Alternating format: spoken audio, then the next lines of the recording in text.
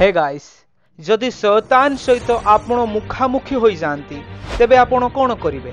दुईटी option, आपण ताकू देखि भय करी दौड़ी पलाइबे ना ता सहित लागिबा पई ता सम्मुखरे ठिया हेबे।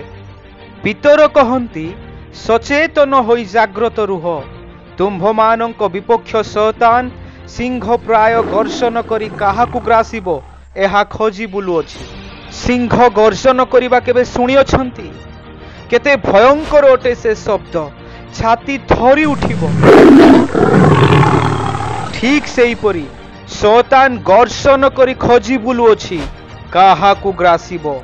ईश्वरंको संतान माने जे शांति रे रुहंतु एहा से चाहे नाय, तेणु से काहा उपरे डेई पड़ी ताहाकू ग्रासिबी, ताकू पुणी ता परिवार को छिन्न बिर्ण कर देबी एहा खोजी बुलुअछि। से पृथ्वी रे एणे तेणे भ्रमण करी और तई मध्यरे गमनागमन करी आयुब उपरे दृष्टि रखिला। आउ तापरे आयुबंको जीवन कथा आमे जाणु। आजि की ता नजर आपण मानंको उपरे पड़ी नाय?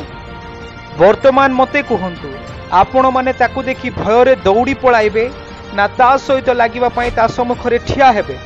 ए सबु कहि मु आपण मानंकु डरैबा पई चाहे ना, किंतु शैतान जे केते दुर्बल ओ ताकू पराजय करिबा जे केते सहज ताहा आजि आपण मानंकु देखैबा पई चाहे। जहन कहंती, हे वत्सगण, तुम्भे माने ईश्वरंको ठारू जात, आउ तुम्भे माने से मानंकु जय करिअछ, कारण तुम्भ मानंको ठारे जे अछंती से जगतरे जे अछि ता ठारू महान। मते कहंतु जगतरे किए अछि? शत्रु शैतान, किंतु ता ठारू किए महान? जे आंभ मानंको ठारे अछंती। तेबे आंभ मानंको ठारे किए अछंती? पवित्र आत्मा परमेश्वर। Hallelujah my friends. तेणु एही समस्त ईश्वरंको वाक्य द्वारा अन्य मानंकु उत्साहित करंतु। एहा शैतान चाहे नाय। तेबे शैतान को पराजय केमिति करिबा? याकूब कहिले, अतएव तुम्भे माने ईश्वरंकर बशीभूत हुओ, शैतान को प्रतिबाधा करो, ताहेले से तुम्भ मानंक निकटरू पलाई जिवो। शुणंतु प्रियर लोके, शैतान को पराजय करिबा पाए हेले, दुष्ट आत्मा मंद आत्मा को बाहर करिबा पाए हेले आमको ईश्वरंक वाक्यर बशीभूत हेबाकू हबो। ईश्वरंक वाक्यर बशीभूत न होई आपण किछि करि परिबे नाही। स्केबार 7टी पुओ थिले, पुणी दिने भूत छड़ेबा पाई से माने गोटे स्थान को गले। आसंतु सुनिबा कोन हेला सेठी। पुणी स्केबा नामक जने जिहुदीय प्रधान जाजकर 7 पुत्र एई परि करुथिले। सेथिरे दुष्ट आत्मा से मानको उत्तर देला, आम्भे जीसुंकु जाणु ओ पाउलंकु चिन्हु, मात्र तुम्भे माने किए? सेते बेले दुष्ट आत्मा लागिथिबा लोकटा से मानको उपरकु डेई पड़ी से 2 जनकु परास्त करी से मानको एपरि आघात कला जे से माने उलग्न ओ क्षत विक्षत होई सेई घरु बाहरी पलाई गले। कोन पाई ए मानको सहित एमिति घटिला? ए माने कोन जीसुंकु विश्वास करू नथिले? ए माने जीसुंकु विश्वास करूथिले, सेथि पाई तो जीसु नाम रे भूत चाली जाए बोली जीसु नाम उच्चारण कले। मात्र ए मानंको पाखरे गोटिए भूल अछि। दुष्ट आत्मा ए मानंको देखु देखु कहिला, आमे जीसुंकु जाणु, पाउलंकु चिन्हु, मात्र तुम्भे माने किए? एहार अर्थ कोन? आम्भे जीसुंकु जाणु जे से ईश्वरंको वाक्यर बशीभूत थिले। से कहिले आमे बाहरी जीवु। आमे पाउलंकु मध्य चिन्हु, से मध्य प्रभु जीशु ख्रीष्टंको वाक्यर बशीभूत थिले। आउ पाउल कहिले आमे बाहरी जीवु, किंतु तुम्भे माने किए? आमे तुम्भ मानंकु भलो कि जाणु जे तमे ईश्वरंको वाक्यर बशीभूत नुह। आउ कोन तुम्भे कहिले आमे बाहरी जीवा? प्रियर भाई माने वर्तमान मते कहंतु, आमे शैतान को पराजय केमिति करिबा?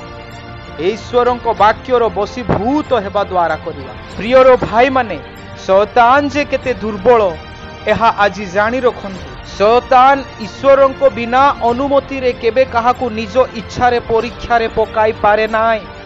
सेते बेले जीसु शैतान द्वारा परीक्षित हेबा निमंते आत्मांको कर्तुक प्रांतर को नीत हेले।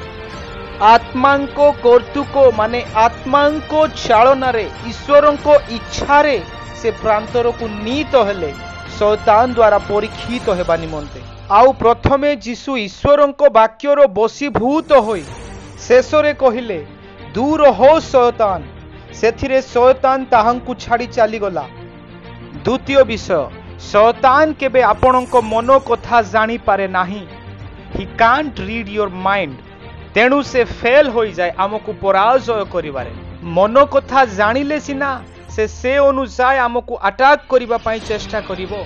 वाक्य कहे तुम्भे अपना निवास स्थान स्वर्ग रे थाई श्रवण करी क्षमा करो ओ सिद्ध करो आउ प्रत्येक मनुष्यर अंतकरण जानी ताहार सकल गति अनुसार प्रतिफल दियो। कारण तुम्भे केवल तुम्भे ही समुदाय मनुष्य संतान गणर अंतकरण जाणुअछ। केही आंभ मानक मन कथा जानी पारंती नाय, केवल ईश्वर जानती। पुणी शैतान केबे काहाकू क्लेश देई पारे नाय। परमेश्वरंको बिना अनुमति रे से छुई मध्य पारे नाय, जहा आमे आयुबंको जीवन रे देखु। पुणी समस्ते जानी रखु शैतान सर्वव्यापी नुह। से गोटिए मुहूर्त रे सबु स्थान रे स्थिर होई रही पारे नाय। सर्वव्यापी केवल सदा प्रभु परमेश्वर अटंती। शैतान केबे आमको उद्धार करि पारे नाय, कियोबा विनाश मध्य करि पारे नाय। कारण आंभ जीवन उपरे तार कौनसी क्षमता कि कौनसी अधिकार नाय। शैतान केबे आंभ परित्राण आंभठू छड़े नहीं पारे नाय। किंतु प्रत्येक लोक अपना कामना द्वारा आकर्षित और प्रवंचित होई परीक्षित हुए। ताहा परे कामना गर्भधारण करी पाप प्रसव करे। पुणी पाप पूर्ण मात्रा रे वृद्धि पाई मृत्यु को जन्म दिए। कारण जो माने शारीरिक मना से माने शारीरिक विषय रे मनोयोग करंती, किंतु जो माने आत्मिक मना से माने आत्मिक विषय रे मनोयोग करंती। कारण शारीरिक भाव मृत्युजनक, किंतु आत्मिक भाव जीवन और शांतिदायक। वर्तमान मते कहंतु शैतान कौन करि पारे? सबु बेले आमे शैतान को निंदा दउ, शैतान को डरी जाऊ, दौड़ी पलाई जाऊ। जेतिकी भय ईश्वरंको प्रति आमर नुह, सेतिकी ता प्रति अछि। तेणु निजे पाप करी शैतान को निंदा देबा बंद करी निज जीवन को सजाड़ू।